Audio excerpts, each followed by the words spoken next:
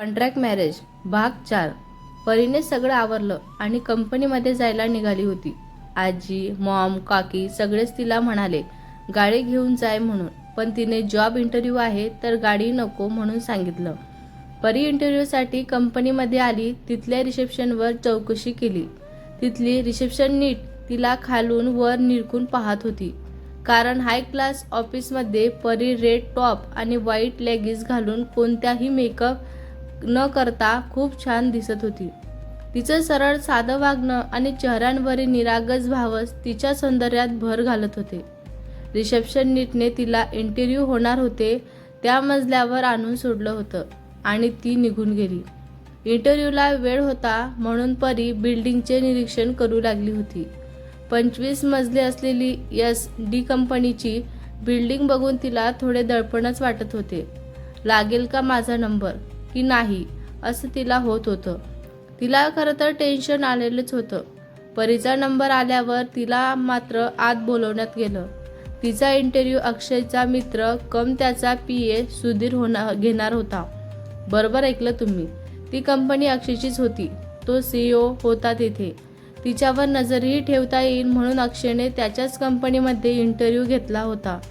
परीला इंटरव्ह्यूमध्ये खूप अवघड प्रश्न विचारले गेले. परीने सगळ्या प्रश्नांची उत्तरे खूप सोप्या पद्धतीने दिली होती. इंटरव्ह्यूमध्ये प्रश्न काय विचारतात मला नाही माहिती. त्यातलंही अकाउंटचे उत्तर नाहीच नाही. थोड्या वेळात निर्णय सांगतो असं म्हणून सुधीरने तिला बाहेर जायला सांगितले. इकडे सगळं लाईव्ह ऐकणाऱ्या आणि बघणाऱ्या अक्षयलाही खरं तर तिची हुशारी बघून धक्काच बसला होता, कारण त्यानेही लिहून दिलेले प्रश्न सुधीरने विचारलेले होते, ज्याचं उत्तर देणं इतकं सोपं नव्हतं. तरीही परीने न घाबरता उत्तरे दिली होती. परीचे सिलेक्शन झालेले होते. का बरं होणार नव्हते? कारण ती खूप हुशार होती. तिने अपॉइंटमेंट लेटर घेतले आणि खुशीतच घरी गेली. आजी, मॉम, काकी यांनाही तिनेही आनंदाची बातमी सांगितली. त्यांनाही खूप आनंद झाला होता. मॉमने तिला देवापुढं पेढे ठेवायला दिले, पण कोणीच तिला नाही सांगितलं की ती कंपनी अक्षयचीच आहे म्हणून. इकडे कंपनीमध्ये परी इंटरव्ह्यूला येऊन गेल्यापासून सुधीर जरा जास्तच उतावळा झालेला होता. तिला पाहिल्यापासून कधी तिला मिळवतं असं त्याला झालेलंच होतं. 1 नंबरचा वासनाधीन होता तो. एखादी मुलगी बघितली की त्याची लाळ टपकलीच पाहिजे असा होता तो. पण अक्षयचा मित्र आणि त्याची पोस्ट मोठी असल्यामुळं ऑफिसच्या लेडीज स्टाफ त्याची तक्रार ठरवून सुद्धा अक्षयपर्यंत नेऊ शकत नव्हते. अजून त्याच्याबद्दल पुढं कळतच राहील तुम्हाला. दुसऱ्या दिवशी परीने पटापटा सगळं आवरलं. राजवी, चिकू दोघांनाही खाऊ घालून तिचं आवरून ती ऑफिसला निघून गेली. सकाळी 10 वाजता पोचत होती म्हणून गडबडीतच तिने नाश्ता केलाच नव्हता. ती वेळेतच ऑफिसला सुद्धा पोचली. पाठोपाठ अक्षयची ही BMW ही तिथं पोचली. परीने फॉर्मॅलिटी पूर्ण केल्या आणि ती आतमध्ये गेली. तिथं गेल्यावर तिला बघून ऑफिसमधल्या काहींनी ही किती छान दिसतेस ना, पण उगाच इथं आलीस, तर काहींनी आता तरी सुधीर सरांचं आपल्यावरील लक्ष उडेल अशी मनात प्रतिक्रिया दिली. तर बॉईज वर्गही तिच्याकडे नजर वळून बघतच होता. तिला खरं तर खूप ऑकवर्ड फील वाटत होतं, पण कधी ना कधी या सगळ्यांची सवय तिला करून घ्यावीच लागणार होती ना. त्यामुळं तिने रिसेप्शनवर अकाउंट डिपार्टमेंट कुठं आहे ते विचारून घेतले. रिसेप्शन नीटने तिच्यासोबत शामूला पाठवलं. तिचा डेस्कवर दाखवला. ते शामू म्हणजे एक 45 असलेले काका होते. त्यांनी तिला तिचा डेस्क दाखवला. परी तेथे बसली आणि पहिली छोटीशी गणपती बाप्पांची मूर्ती काढून तिने त्या डेस्कवरती ठेवली आणि नमस्कार करून आपल्या कामाला सुरुवात केली. अक्षयने कॅमेरामधून ती काय करते ते बघत होता. तेव्हा तिने गणपती बाप्पांची मूर्ती बाहेर काढली तेव्हा तोही आश्चर्यचकित झालेला होता. मनातच म्हणत होता, ही मुलगी रोज नवे धक्के देतच असते मला. आता ऑफिसमध्ये कोणी बाप्पांची मूर्ती ठेवतं का? पण नाही, नेहमीच काहीतरी वेगळंच असतं आईचं. असो, बघूयात आता कामात कशी आहे ती, असं म्हणून तो त्याच्या कामाला लागला होता. मधून तिच्याकडेही लक्ष तो देतच होता, पण त्याला ती प्रत्येक काम समजावून घेताना दिसतच होती. ओठात पकडलेली पेन्सिल, गालांवर आलेली एक हलकीशी बट, लॅपटॉपवर बघताना डोळ्यांची होणारी उघडझाप, खूपच मनमोहक वाटली ती त्याला त्यावेळी. पण तरीही दुर्लक्ष करत त्यांना कामावर फोकस केला. पण सुधीर मात्र तिच्याकडे वासनेनेच बघत होता. याची तीळ मात्र कल्पना त्यालाच नव्हती. कारण अक्षय समोर असताना तो खूप सभ्यतेने वागायचा, पण नंतर मात्र सगळ्या लेडीजना तो केबिनमध्ये बोलावून त्रास द्यायचा. आणि या सगळ्यांपासून वंचित होता परी. ती मात्र स्वतःच्या कामातच मग्न झालेली होती. आपल्याला 4 नजरा वेगळ्या भावनेने बघत आहे याची तुझभरही जाणीव तिला नव्हती. ती तिचं काम मन लावून करत बसलेली होती. परीचे रोजचे रुटीन चालू झालेलेच होते. सकाळी घरी राजवी चिकूची आवरून आणि नंतर ऑफिसला जायची. खरं तर तिची खूप धावपळ होतच होती, पण तिला काहीही करून जॉब करायचाच होता.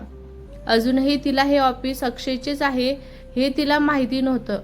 तिला अजूनही सुधीरच बॉस आहे असंच वाटत होतं. सुधीरने 2 दिवसांनी तिला त्याच्या केबिनमध्ये बोलावलेलं होतं. परीला सुधीरने बोलावल्यावर तिच्या ऑफिसमधल्या काहींनी तिच्याकडेच बघितलं. तिच्या शेजारी बसणारी रेखा मात्र तिला म्हणाली होती, परी सांभाळू ना, कारण तो खूप हलकट माणूस आहे ग. त्याच्यापासून जितकं स्वतःला जपता येईल ना तितकं जप, आणि प्लीज त्याच्यापासून लांब राहा. आणि मी हे तुला सांगितलं म्हणून त्याला अजिबात कळू देऊ नकोस ग, नाहीतर माझी नोकरी जाईल. परीला खरं तर नक्की काय ते कळालंच नव्हतं, पण त्याच्यापासून जप म्हणाली ती हे मात्र तिला नक्कीच कळालं होतं. तशीही परी कोणी पुढं लाचार होतच नाही. रोहनलाही तिने चांगलाच धुतलं होतं. परी म्हणाली ठीक आहे आणि केबिनमध्ये गेली. परी म्हणाली मे आय कम इन सर. परीने विचारताच आतून आवाज आला, येस कम इन. परी म्हणाली तुम्ही मला बोलावलं सर. सुधीर म्हणाला होय. परी बस. इथल्या चेअरकडे हात दाखवत तो तिला म्हणाला. परीही बसली. सुधीर तिला खालून ते वरपर्यंत निरखून बघत होता. परीला थोडा उघडल्यासारखंच झालं होतं, पण तरी तिने विचारलं काही काम होतं का सर? तर सांगाल का? सुधीर म्हणाला हो या ना, काही फाईल्स आहेत, जुन्या आहेत. यातल्या काही फाईल्समध्ये गडबड वाटती, तर तेवढ्या कलेक्शन करसाल का तुम्ही? परी म्हणाली हो सर करते मी, संध्याकाळपर्यंत देते तुम्हाला. परीने म्हणताच तिला तो म्हणाला आज उशीर झाला तरी चालेल, पण या फाईल्स तयार हव्यात मला. परी म्हणाली हो आणि तिथून निघून जाऊ लागली. सुधीर म्हणाला मिस परी, मी अजून जायची परवानगी नाही दिली तुम्हाला.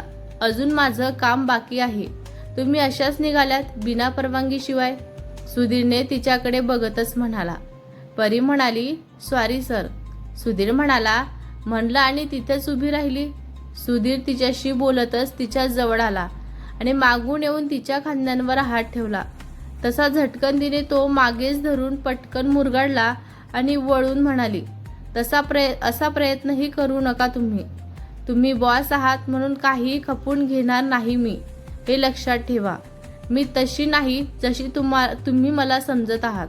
परीने हात मुरगाडला असल्यामुळं खरं तर सुधीरचा हात दुखावला गेला होता, पण त्यापेक्षा जास्त त्रास त्याला परीने केलेल्या अपमानाचा झालेला होता. ती केबिनमधून बाहेर जाणार तितक्यातच त्याने तिला हात धरून ओढलं आणि केबिन लॉक केली. तिचे दोन्ही हात पाठीमागे बांधून त्याने तिच्या चेहऱ्यांजवळ जात आज झालेला अपमान तुला व्याजासकट नाही परत दिला तर माझं नाव सुद्धा सुधीर नाही म्हणून. या सुधीर चौधरीचा हात तू झटकलास ना, याची किंमत तुला मोजावीच लागणार आहे. काय म्हणालीस होतीस ग तू? मी तशी मुलगी नाही. मग बघस मी तुला तशी मुलगी बनवतो की नाही मग ते. परीने त्याचा हात जोरात झटकला आणि सनकन कानाखाली वाजवली त्याच्या. काही क्षणासाठी त्याचा कान बधिरच झाला असं त्याला वाटत होतं. त्याला तसेच त्याच्या चेअरवर ढकलून परी म्हणाली फक्त बॉस आहात म्हणून सोडलं तुला, नाहीतर माझ्या वाट्याला जो कोणी जातो ना त्याचे ना डोळे शाबूत ठेवते की हातपाय शाबूत ठेवते मी. सो इथून पुढे नेहमी लक्षात ठेवायचं, माझ्याशी पंगा घ्यायचा नाही, नाहीतर. एवढे बोलून परी रागाने तनतन बाहेर तिच्या डेस्कवरती येऊन बसली. खरं तर यामुळं तिचं डोकं भणभण करत होतं. कुणाशी बोलायची इच्छा होत नव्हती तिची. पण नवीन असल्यामुळं तिला तेथे काहीच बोलता येत नव्हतं. ती रागारागात बाहेर आलेली तिच्या शेजारच्या डेस्कवरती असणारी रेखा तिला बोलायला आली होती. रेखा हळूच इकडं तिकडं बघत तिला म्हणाली, परी चल ना, लंच ब्रेक झालेला आहे. मला तुझ्याशी काही बोलायचं आहे. आता जे पण झालं त्याच्याबद्दल. परीने तिच्याकडे बघितलं आणि तिला म्हणाली, तुम्ही हे सगळं सहन करूनही गप्प का बसलेले आहात? रेखा म्हणाली, चल सगळं सांगते तुला मी, पण इथं नको, बाहेर भेटूयात आपण, तेव्हा बोलीन मी तुझ्यासोबत. परीने हो म्हणून मान डोलावली आणि तिच्यासोबत बाहेर गेली. ऑफिस कॅन्टीनला गेलेल्या नव्हत्या त्या, कारण तिथंही व्हॉइस कॅमेरा लावलेला होता. तिला जाताना मात्र अक्षयने बघितलं, कारण नुसताच तो मीटिंग संपवून ऑफिसला आला होता. अक्षयने तिला रेखासोबत बाहेर जाताना पाहिलेलं होतं, पण लंच ब्रेक असल्यामुळं तो काहीच बोलू शकत नव्हता. तिकडे दुर्लक्ष करत तो ऑफिसमध्ये आला आणि सुधीरला कॉल केला. सुधीर अजूनही तिच्या मारलेल्या थापडीतून सावरलेलाच नव्हता. अक्षयचा कॉल आल्यावर फ्रेश होऊन तो अक्षयच्या केबिनमध्ये गेला. अक्षयने आजच्या राहिलेल्या सगळ्या मीटिंग शेड्यूलबद्दल करायला त्याला सांगितलं. सुधीरला म्हणाला, इकडं रेखाने सुधीरबद्दल परीला माहिती सांगायला सुरुवात केली. परी सुधीर हा खूप नीच पातळीचा माणूस आहे ग. बॉसचा मित्र म्हणून आपल्याला सारख्या लेडीजवर खूप अत्याचार करत असतो. हे ऐकताच परी म्हणाली, म्हणजे सुधीर बॉस नाही आहे का? त्यावर रेखा म्हणाली, हो, तुला माहीत नाही का? सुधीर बॉसचा PA आहे ते. तुझा इंटरव्ह्यू बॉसनेच घेतला असेल ना? त्यावेळी परीने तिला सांगितलं की माझा इंटरव्ह्यू तर सुधीरनेच घेतलेला होता. इनफॅक्ट मला त्याने तोच बॉस असल्याचं सांगितलेलं होतं. रेखाने परीचे बोलणे ऐकून काहीतरी गडबड झाल्याचं सांगितलेलं होतं, कारण नेहमीच सगळे इंटरव्ह्यू बॉसच घेत होता हे तिला माहीतच होतं. म्हणून तिने परीला विचारलं. रेखाने तिला सांगितलं की परी काहीतरी गडबड झालेली आहे बघ. सुधीरने इंटरव्ह्यू घेतला म्हणजे नक्की काहीतरी झालेलं आहे बघ. इकडं रेखाचे बोलणे ऐकून मात्र परीचे विचारचक्र मात्र गतीने पडू लागले होते. अक्षयने तिला ही कंपनी मित्राची आहे सांगितलेलं होतं. यावर तिला आता शंका येऊ लागली होती. म्हणून तिने रेखालाच बॉसचे नाव विचारायचं ठरवलं. मला एक सांग रेखा, या कंपनीचे बॉस कोण आहेत नक्की? रेखाने थोडं विचित्रपणे तिच्याकडे बघितलं आणि तिला म्हणाली, तू कंपनीमध्ये अप्लाय करताना नीट माहिती वाचली नव्हती का ग? परी म्हणाली की तिने ओळखीवर इंटरव्ह्यू दिलेला आहे आणि या शहरात ती नवीनच आहे. इथं एका नातेवाईकाच्या घरी ती राहत असते. तिने असं म्हणल्यावर रेखानेही जास्त प्रश्न विचारले नाही तिला, पण तिला बॉसचे नाव सांगायचे होतं. पण घड्याळात बघताच लंच ब्रेक संपल्याचं तिला समजले. म्हणून दोघीही जाताना बोलू म्हणून बिल देऊन निघाल्या होत्या. ऑफिसमध्ये पोचायला 5 मिनिटं उशीर झालेलाच होता. त्या दोघींनाही एकमेकींना बाय बोलून दोघीही आपल्या डेस्कवर गेल्या. जाताना रेखा हळूच परीला म्हणून आली, परी जरा सांभाळूनच हां. हो म्हणून रेखाला परीने छानशी स्माईल दिली आणि आपल्या डेस्कवर येऊन गेली. तिने आलेला बघताच अक्षयने सुधीरला सांगितले, सुधीर, मिस परी आज पहिल्याच दिवशी लंच ब्रेकमध्ये उशिरा आल्यात. जरा मला त्याचं सॉलिड रिझन नाही मिळालं तर तुझी नोकरी गेली समज. खरं तर सुधीरलाही अक्षयचे वागणे कळत नव्हते, कारण इतकं खोलवर जाऊन अक्षय कोणत्याही एम्प्लॉईशी सोबत असा कधीच वागलेला नव्हता. कधी कुणाला उशिरा येण्याबाबत त्यानं कधीच विचारलेलं नव्हतं. पण यावेळी त्याचं वेगळंच वागणं बघून तोही कन्फ्यूज झालेला होता. पण तरी तो बॉस आहे म्हणून त्याने विचारायचं धाडस केलं. नाहीतर तसं पण परीने मारलेल्या थापडीचा बदला त्याला घ्यायचाच होता. झालेला अपमान तो विसरणारच नव्हता. त्यामुळं हातात आलेली चांगली संधी तो सोडणारच नव्हता ना. अक्षयला यस बॉस म्हणून तो त्याच्या केबिनमध्ये निघून गेला. त्याने केबिनमध्ये जाताच परीला बोलायला शामूला पाठवलेले होते आणि तिची वाट बघत बसलेला होता. परी, सुधीरने बोलावलं म्हणल्यावर उठून निघालीच होती की रेखा तिला म्हणाली, परी प्लीज हा सांभाळून जा, कारण खूप हलकट माणूस आहे ग तो. परीनेही हो म्हणून मान डोलावली आणि सुधीरच्या केबिनमध्ये गेली. सुधीरने बोलावलं म्हणून परी त्याच्या केबिनमध्ये गेली. परी म्हणाली, "मे आय कम इन सर?" तिने नॉक करून विचारलं आणि त्याने यस बोलल्यावर ती आतमध्ये गेली. ती आत जाता सुधीरने तिला रागातच विचारलं, "मिस परी, लंच ब्रेक संपून बराच वेळ झाला नाही का? तरीही तुम्ही अशा उशिरा आल्यात, त्याचं कारण कळेल का?" तिने त्याच्या नजरेला नजर घालून सांगितलं की, "सर, मी माझ्या वेळेतच आलेली आहे. तुम्ही 1 तासाचा ब्रेक दिलाय ना, मग मी त्याच वेळेत आलेली आहे सर. एकतर तुम्ही मला 15 मिनिटं उशिरा ब्रेक दिलाय, तर मीही 15 मिनिटं उशिराच येणार ना." परीच्या बोलण्यावर सुधीर तिला म्हणाला, "परी, इथं मी बॉस आहे हे विसरू नकोस तू. तुला मी आता लगेच कामांवरून काढू शकते, समजली का?" परीच्या लक्षात रेखाने सांगितलेलं होतं ते लक्षात आलं. परी म्हणाली, "सर, तुम्ही मला कामांवरून कधीच काढू शकत नाही, कारण इथले बॉस तुम्ही नाहीच आहात." तिला आपण बॉस नाही हे समजलं कसं काय याचा विचार सुधीर करू लागला होता. पण पटकन लगेच तिला म्हणाला, "मी बॉस नसलो ना, तरी हे सुद्धा काम मला बॉसनेच दिलेलं आहे, समजलं का तुला?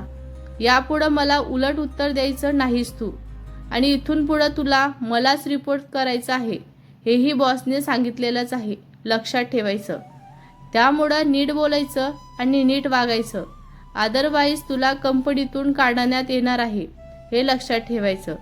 तिला त्याने असं बोलल्यावर खरं तर तिच्या डोळ्यात नोकरी जाईल याची थोडीशी भीती जाणू लागलेली होती. पण पटकन तिने स्वतःला सावरले आणि "हो, मी लक्षात ठेवील" म्हणून ती बाहेर तिच्या डेस्कवर निघून गेली. ती बाहेर गेली तसं सुधीरने अक्षयला फोन करून ती बोललेलं सगळं तिला सांगितलं आणि वर ती खूप उद्धटपणे बोलत आहे असंही सांगितलं. ते ऐकून अक्षयचा राग मात्र अजूनच वाढला होता. त्याने सुधीरला काही इंट्रोडक्शन दिल्या आणि फोन ठेवून तिचा विचार करू लागला होता. ती नेमकी अशी कशी आहे हे कळतच नव्हतं त्याला. राजवी, चिकूचे नीट सांभाळ करत असते ती, त्यांना कोणताही त्रास होऊ देत नाही. घरीही सगळं नीट करत होती, कुठेही कमी पडत नव्हती तिची. पण तरीही तिच्यावर विश्वास ठेवता येतच नव्हता त्याला. शेवटी त्याचा बेस्ट फ्रेंड निखिलला त्याने फोन लावला आणि रात्री पबमध्ये भेटू म्हणून सांगितलं. निखिल त्याचा खूप जवळचा मित्र होता. अक्षयच्या बाबतीत सगळंच त्याला माहिती होतं.